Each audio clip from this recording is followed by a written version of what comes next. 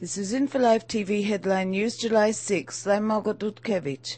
Iran's nuclear program remains unchanged, said a government spokesman Saturday, indicating that Tehran has no plans to meet the West's central demand that it stop enriching uranium.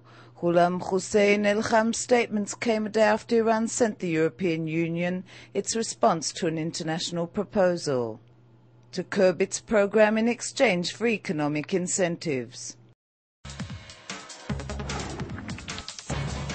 A report submitted to the UN by Syria blames Israel with maltreatment of the Druze residents of the Golan Heights. According to Damascus claims, Israel dumps radioactive waste in the Golan and confiscates identity cards of Druze students who leave for studies in Damascus. Israel, it said, also steals water from reservoirs in the heights and continues to confiscate land.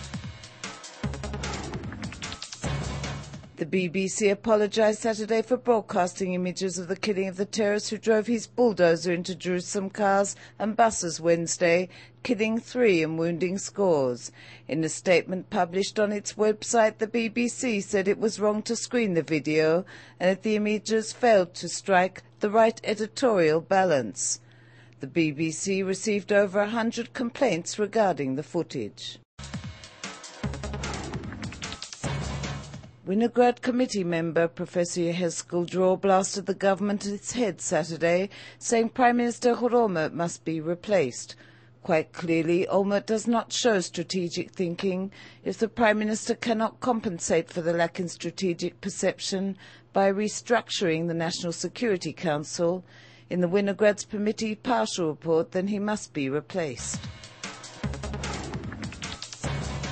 A dispute between Palestinians and settlers from Assel in the southern Hebron Hills ended in violence and extensive property damage Saturday. Palestinians exchanged blows with settlers. Acres of agricultural fields were set on fire, and settlers are accused of tying a Palestinian man to a pole and beating him for 2 hours. Police detained a settler and Palestinian for questioning. Ben Gurion Airport's former main facility, Terminal 1, will come back to life for the summer charter and other low-cost flights.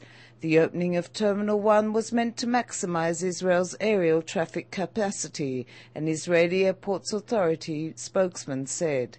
Passengers leaving from Terminal 1 will go through the entire check-in, security check and registration procedure there. That's all for InfoLive TV, Israel's only internet television network that broadcasts in 4 languages from Jerusalem to the world.